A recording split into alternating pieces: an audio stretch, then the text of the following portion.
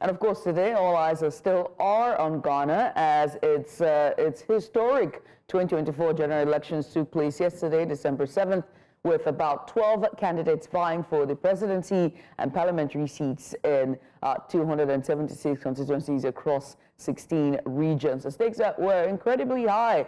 Now, leading the pack were Dr. Mahamudu Bawumia of the ruling New Patriotic Party and NPP, and we also had Dramani Mahama of the National Democratic Congress NDC, representing Ghana's two dominant political forces with over 17 million registered voters and projections suggesting an 85% turnout. This election is poised to shape Ghana's future. Now, we know that the NPP's Dr. Bawumia has campaigned on digitalization and economic innovation, while the NDC's John Mahama has pushed for transparency and social reforms. Now, voters' enthusiasm has been noticeable, with reports indicating well-organized polling stations across the regions. But with the stakes this high, tensions remain, especially in critical constituencies like Ashanti and Greater Accra. Yes, indeed.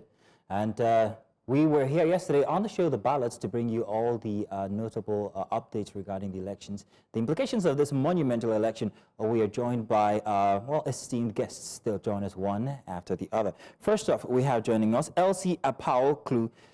She is joining us from Accra. She's National Coordinator for the NDC lawyers responsible for National Presidential Coalition. Elsie, it's good to have you here with us this morning. Thank you for joining us. Thank you very much. Great. Now, Elsie, please, if you'll give us an update as to what's happening currently. The elections, well, at least voters came out to cast their votes from yesterday. Now we're expecting the announcement. Do tell us what the situation is in Ghana. Thank you very much, and a very good morning to all your viewers in Nigeria and across the world. We members of the National Democratic Congress of Ghana are very excited that the Ghanaian people have made a decision that they have requested for the justice, the true justice that our country's motto has always proclaimed. And so far, the provisional results across the nation looks very good. For our presidential candidates, His Excellency John Dramani Mahama, and then also for majority of our members of parliament. We are waiting for the election, the Electoral Commission at the various constituencies to complete their work, and we are calling on the security apparatus and the security agencies to ensure that the true justice and freedom that Ghana stands for is maintained and proclaimed. But we are happy so far for how things are looking for our president and members of the parliament. Now, Elsie, could you please once again confirm exactly where you are at? Are you at any of the centers currently? Yes, currently I'm at the Collation Center in the Dominica constituency, one of the largest constituencies in the Greater Accra region, which is the regional capital. And I must say that for a very long time, we have never, as a political party, won this election. But as it is now, the provisional results that are available to us looks very, very, very good, and the constituency is turning green. I'm here, sorting has been completed. We are just waiting for the Electoral Commission to project the collated results and make the declaration in our paper.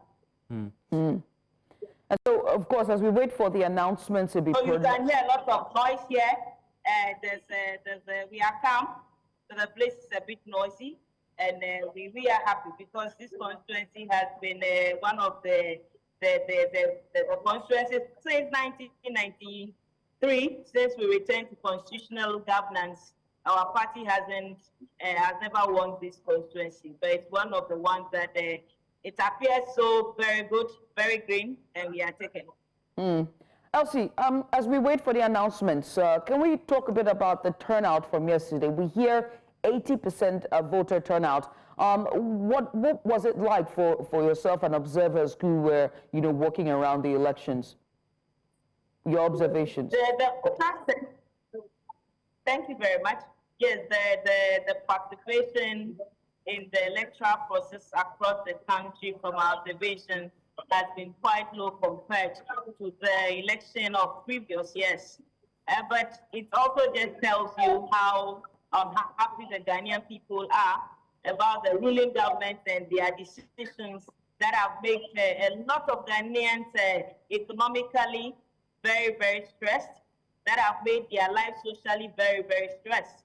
So it's a reflection of how poor the governance process of Ghana has been for the past 8 years, led by Nana Akufo-Addo and his running mate, and his vice president, Alhaji Bawumia. Elsie, your passion for John Dramani seems to be quite obvious. So we're wondering exactly what the difference would be as the results are yet to be announced, but what it would be like if Dramani actually does eventually win these elections. What would it be like for the people? Would it be a representation of how they feel about the current government? Or what else should we look for, toward or look out for? Please, can you repeat that question again?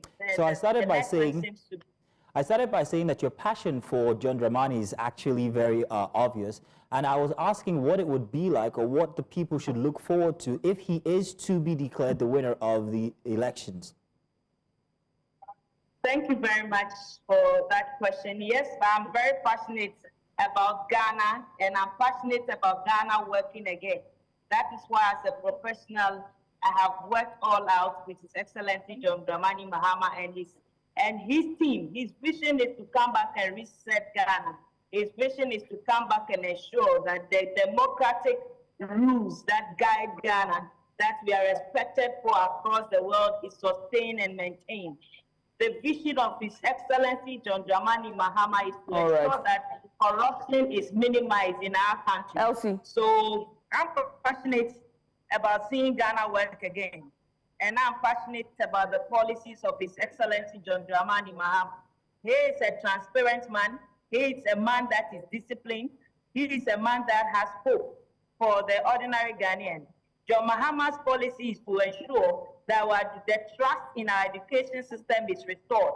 In the West African region for decades, Ghana has been known as one of the countries with stable educational programs. That for some time in our history, we even have countries around us come to school here to better their education and go back home. But that has not been the case under the governance of Nana Akufo-Addo and Bawumia. So John Mahama is restoring the hope in Ghanaians. The economic sector of Ghana has been nothing to write home about under Nana Akufo-Addo and Bawumia. But John Mahama is coming back to restore the hope. So Ghana is looking for the best. Ghana is looking to restore its relationship with its neighbors and restore its position in the world again as the beacon of African democracy.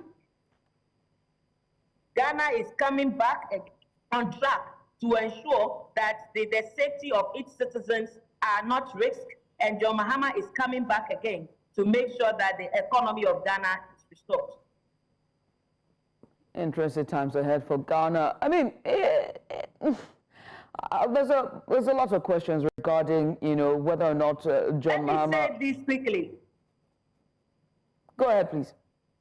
Let me say this quickly, that the extent to which the results are looking very good in favor of His Excellency John Dramani Mahama is to the extent that for the very first time in our electoral history, we are even taking up seats in the strongholds of our opponents. That should tell you the extent of our vigilance and the extent of how Ghanaian people have so much trusted in the candidature of His Excellency John Dramani Mahama and the NDC. I'm very confident that John Dramani Mahama is going to win the elections, hands down, and then the Electoral Commission will have no option than to make sure that the will of the Ghanaian people is restored and declared. Elsie, was it the party for John Mahama voted out in the last 8 years? Was it not dissatisfaction that voted them out? And what makes you believe that this might be in favor for him this time?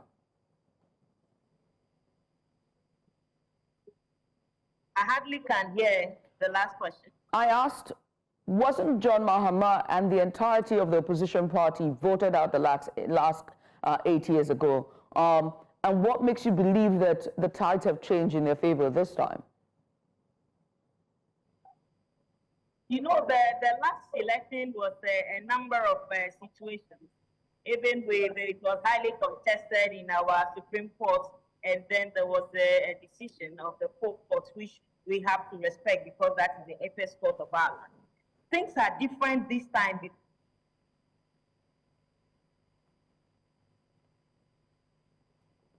The party itself, compared to the 2020 election, it has been more organized.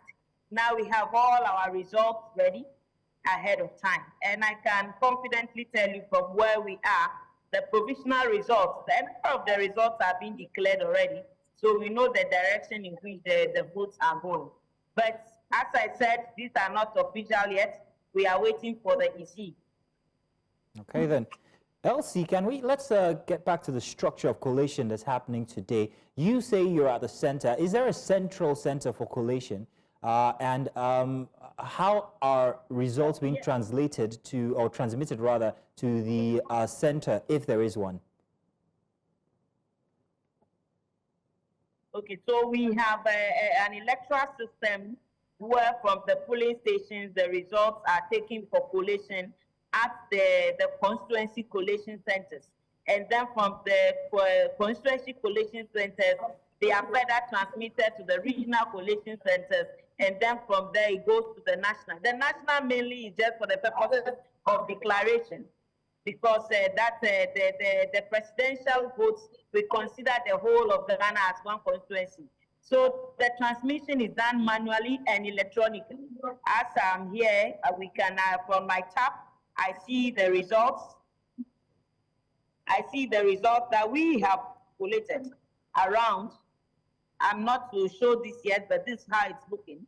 On my tablet, I can see the whole country, how our results are varying, because the inputs are going into a national database. And from the tab of your tablet electronically, we know how it's going. And that's what gives me confidence that His Excellency John Dramani Mahama, it's on the right path, it's on the right road to make sure that Ghana's dignity is restored once again. Interesting times. In the meantime, we're being informed that we're now being joined by Kweku Adams, Dr. Kweku Adams. Kweku Adams, he's the associate producer associate professor in international business at the University of Bradford and founding Ghana Scholarly Society Worldwide. Dr. Adams, wonderful having you join us this morning. But I don't think that's morning where you are, but welcome. Thank you. Thank you so much for joining us. Let's get started. Now we've heard from Elsie, who is saying that from the central collation database that is on the cloud where everyone can access. I mean, we don't have that data, but Elsie seems to be keen and very assured that John Dramani Mahama is going to be in the running or might win this election cycle. Let's look at the implications of his manifesto and what he did in the last 8 years, last time he was in office. What will be different on this time based off of his promises and manifestos to Ghanaians if he wins? Well, I mean, thanks for having me, first of all. I am not here to talk about partisan politics. And I think I kind of like the question that you asked Elsie previously. President Mahama was in the government. And the Ghanaians voted him out.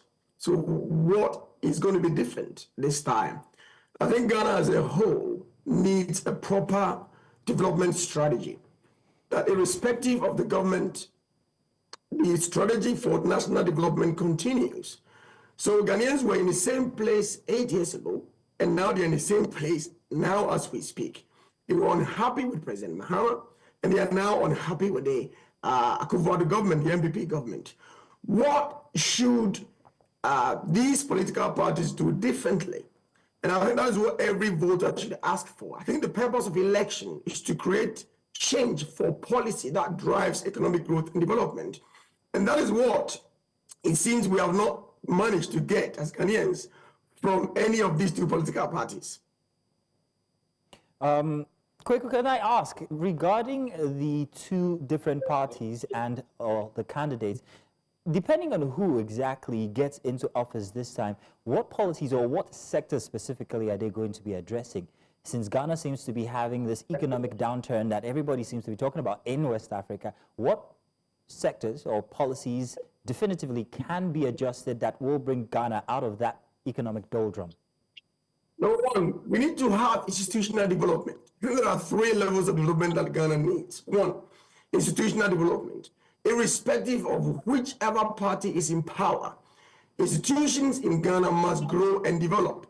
We don't need strong men, we need strong institutions. So if you look at the NPP as a party, people say they've been very good in terms of social policies. They've brought free SHS and people can go to school for free. If you look at President Mahama, I've not lived in Ghana for many years. I've been out of the country for 22 years, and I do visit Ghana regularly. So I know what is going on, and I read the news as well. If you look at the record of President Mahama, he did a lot of infrastructure development, which is fantastic. So there are positives to each of these parties and what they have managed to do. What we don't have and what is not clear is a clear path to national development. I think, and I want to suggest to maybe if President Mahama wins or the other party wins, I think that every country must have a strategic direction. What are we going to be known for as a nation?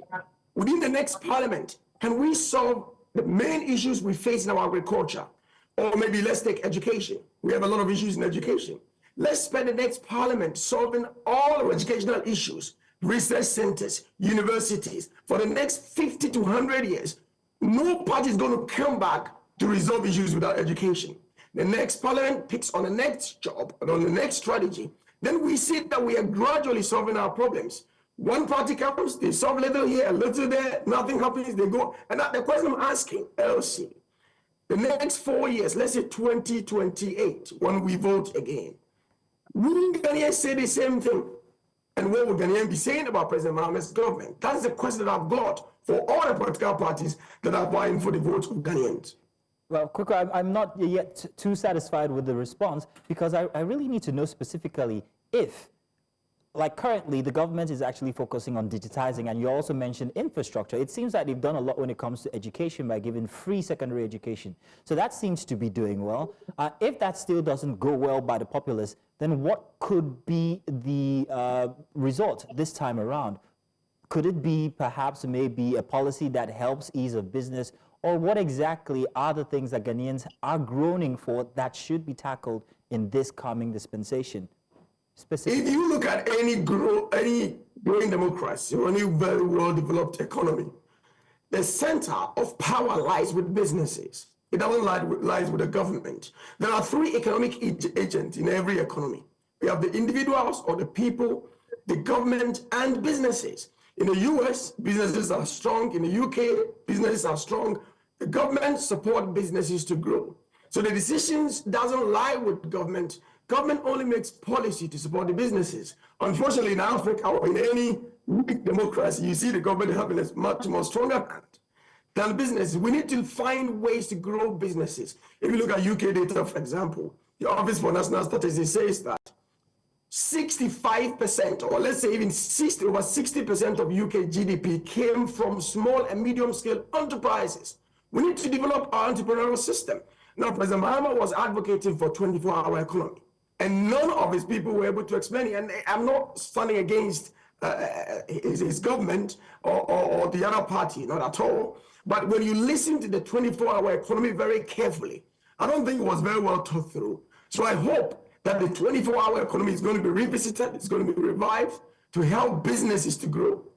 Any government that is going to succeed must make business at the center of its policy. That's what I would say. Let's also talk about, since we're talking about just the economic measures really and, you know, how best to improve the lives of Ghanaians, one of the measures or one of the promises that was been, or solutions that has been touted, and I can't remember who, I don't know if it's Bawumia or Mahama, but it was austerity measures, right? When it comes to at least a 6-month approach when it comes to austerity measures for government spending and cutting back on a number of things. Do you think that that can also be employed to resolve the economic downturn in Ghana? Doctor? I mean, the thing about austerity is because we don't have money. Country is broke, okay? Now, we've been to IMF 17 times.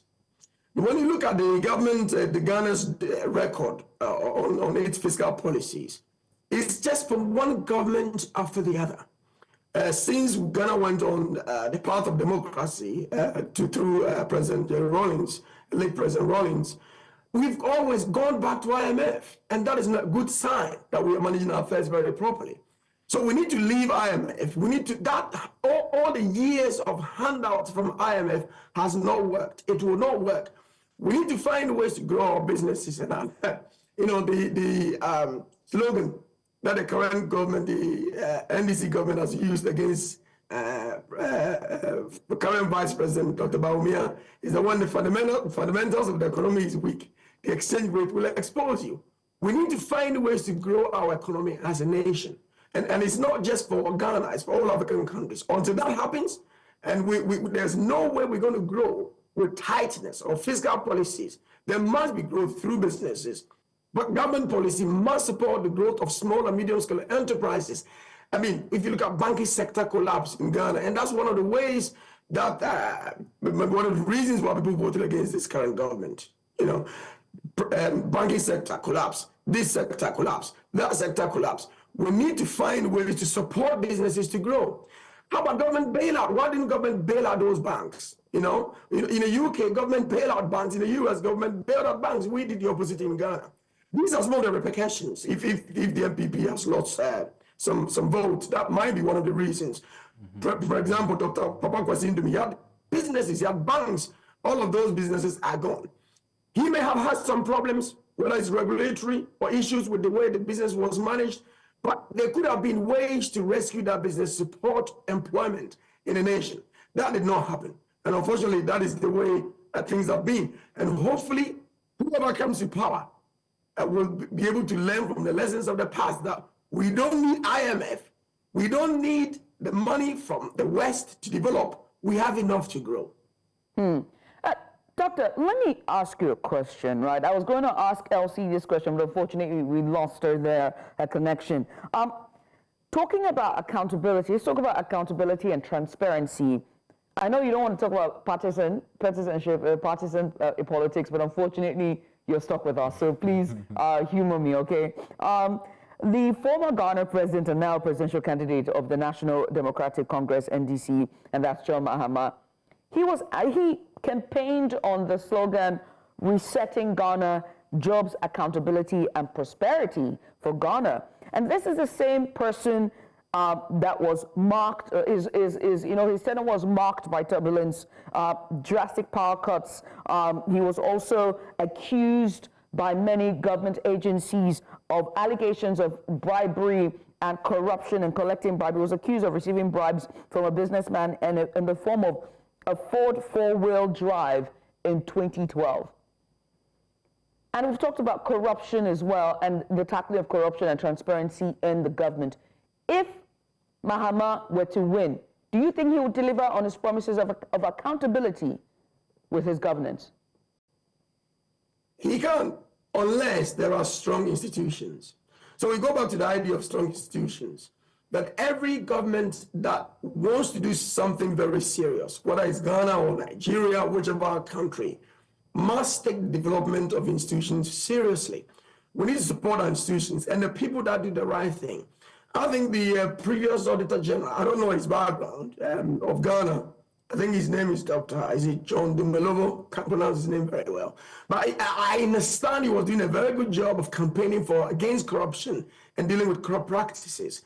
He himself, again, some people said that he was found with some more practices that I cannot verify. But everything goes back to institutions. We need to develop institutions. President Mahama and the NDC government cannot and will not be able to do anything unless they are willing to develop strong institutions, not strong men. So let's see if it's going to start on that basis, that let's find the Auditor General's Department. What can we do to strengthen this institution?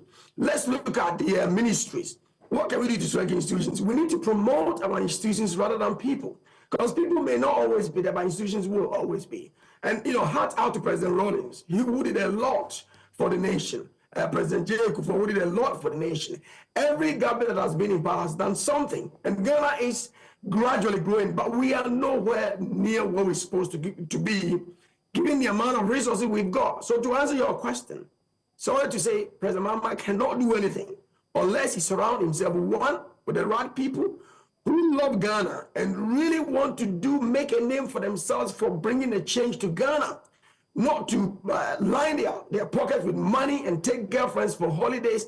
We need people or politicians who are truthful and they want to make a name for themselves. We need strong institutions. We need to support our businesses. We need to support the youth. I think the Ghanaian youth must put themselves together to form what I want to call for now the Ghana Youth Development Agency, where at the end of every year, the youth will have a town hall meeting to have a conversation about national development. What are we doing? What has the government done? What do the government needs to do? What do we need to do? What are the key stakeholders that we need to actually grow as a nation? There is none of these conversations. Everything is decided by the politician, and that's not good for the people. So that's what I think. If President Mahama is going to be able to change anything, number one, he must surround himself with the right people. He must develop the right institutions. Any government that comes to power needs these things to succeed. Dr. Adams, anybody who's coming into power now has to have the interests of the people at heart. Dr. Bawumia was once the central bank governor, and he has been touted as a financial guru, an economic guru. And when you look at the Ghana cities, how it's doing against the dollar, pretty much doing not too bad. So one should say, or one could say that the economy is kind of like in a good place. Well, I'm not in Ghana, so I really can't say whether that is absolute.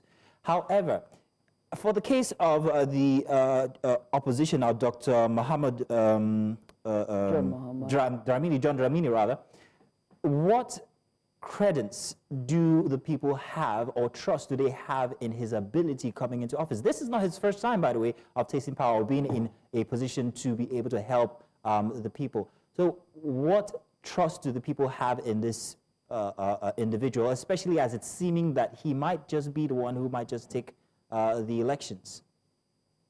See, when you look at the nature of voter behavior, I'm not sure if there are a lot of papers published about voter behavior in Africa. Right. There was always a tendency for voters to look back. And as I said before, that yes, the NEC time when President Mahama was a president, he did a lot of good, in terms of infrastructure development. He did a lot of good in terms of road construction. That's what people say, He did. There were some things that he did which were good, and everybody who is level-headed must applaud what he did, okay? However, there were issues that were not properly resolved during his tenure when it comes to the economy. Now, this government seems to have done better, as you are alluding to, when it comes to the economy. The problem goes back to the same question. Do people have jobs to do? Can people put food on your table? How hard it is to make one city compared to what it was 3 years before? Can I feed my family with good food? What are the prices of goods and services on the market? That's what economists call real living standards or real wages, whatever that is meant in Ghanaian terms. But Ghanaians, and I remember President Ronnie said something, I don't understand all the complex economic theories, but I understand when a baby is going to bed hungry or a child has not eaten food for hours. That is what Ghanaians look for. So whether President Mahama or President Bawumia, whoever is going to win this election, is going to be able to succeed at the next election, I think voter apathy can sometimes contribute to people making decisions which are in their interest just because it worked for me and my family. It did not work for me and my family. So it would seem what you're saying. Issues. It would seem what you're saying is that the people are just like, you know what, we're tired of this one, let's just take whatever we have coming next. Not even regarding what had happened before when this person was in office. Is that the situation you're saying?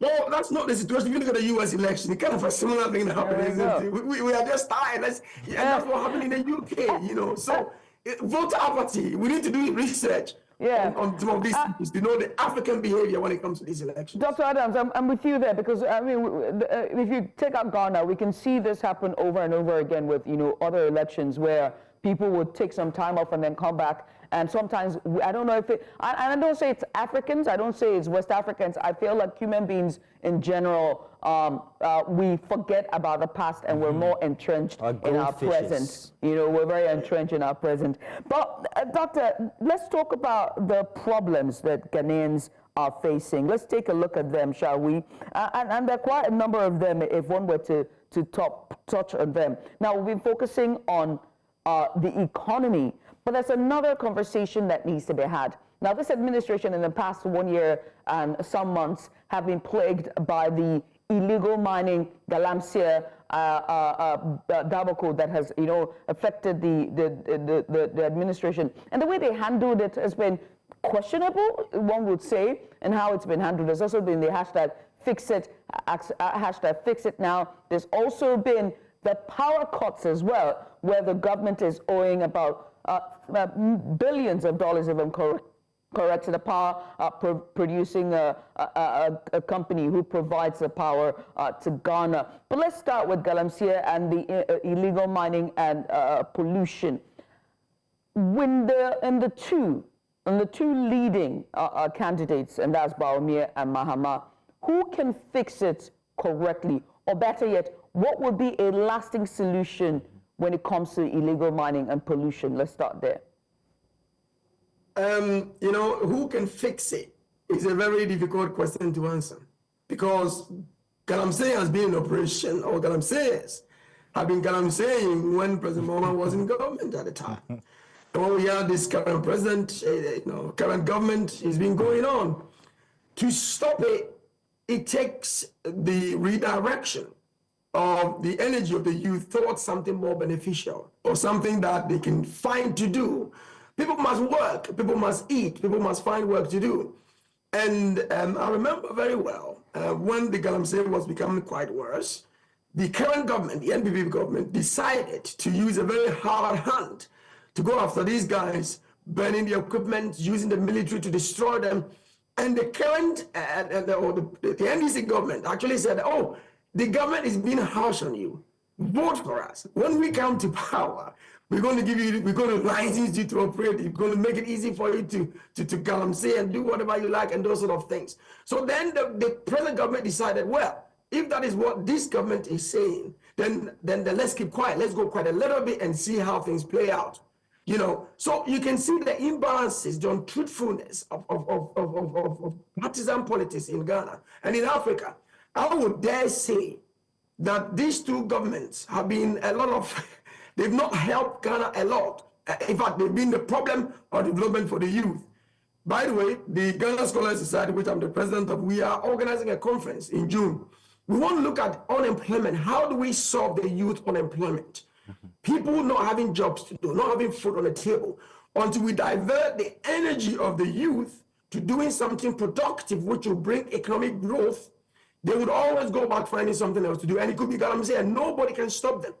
That's the issue that we face at the moment. So I'm not very confident that any government can stop it until something has been done to find jobs for the youth to do. Now, Dr. Adams, you just went back and said exactly what I thought you were saying from before, that the people have no better choice than these two candidates, and they've just chosen the better one, or maybe the one they've forgotten about. The lesser evil. The lesser evil, it would seem. And say, let's go with this one now. Let's try a new size. However, regarding galamsey and illegal mining, first of all, to fix it, what exactly is the problem? I know there's pollution involved in the entire equation. However, what parts of Ghana are these issues rampant, this galamsey issue? And I'm wondering, I don't know if you have this information, what the polls were like at these locations. Did the people actually vote for the opposition, or did they, well, let's stick to the evil we know, which is the present Bawumia administration? So do you have that information? Or if you can prospect, tell us what you think might be the situation. That's interesting. I've not seen the polls, and I'm not very sure. I think I can say for sure that a lot of parts of the eastern region has seen a lot of galamsey. Central has seen a lot of galamsey. I'm not sure about the north. I've heard reports that the Volta region is quite safe from galamsey. because the traditional leaders are quite serious about preventing people from doing so. I've been involved in panel discussions where I've asked the leadership of the nation, and particularly the traditional leaders, how come you've not managed to stop them? And what they are saying is that the argument is that the land and its resources, according to Ghana law, somebody quoted, belongs to the government, is vested in the Ghanaian government. They use the legal word vested in the Ghanaian government. And therefore, no one can stop Galamsey except the government. That is a trick that they use to say, well, we are not responsible for this. But in fact, when it comes to the data in terms of who voted, how they voted, I have not seen the results yet, and I cannot tell. I think it would be an interesting area of study for us to see. It would indeed. And for me, that would be the poster child for the entire election, to see exactly what the people are feeling regarding the current or opposition. That would be the thing, the location to check. I mean, as we wait for the exit polls, as we wait for the announcement to be made and look at the exit polls to see, you know, the demography of those who voted, the regions that voted, and whether or not the turnout for this election matches previous years, one thing is certain: this is a very crucial and very critical election for Ghanaians, and also issue too, by the way, that specific issue. Yeah, that's and also this would, I hope that anthropologists and psychologists and people who are very interested in elections are watching and listening and be able to take out that opinion and that suggestion that you made about, you know, studying the mindset of, you know, voters and just people to pretty much understand how people vote. Hopefully, we don't use that as a tool to empower those who want to clinch power for themselves. You know, that's the thing about polls and, you know, and studies. And when you put out studies like that, people can wield that knowledge and information for bad oftentimes. But Doctor, you have been sublime, very insightful perspective you brought on this segment, but we do have to let you go. But once again, many thanks. Thank you very much, Doctor. Thank you. Thank you.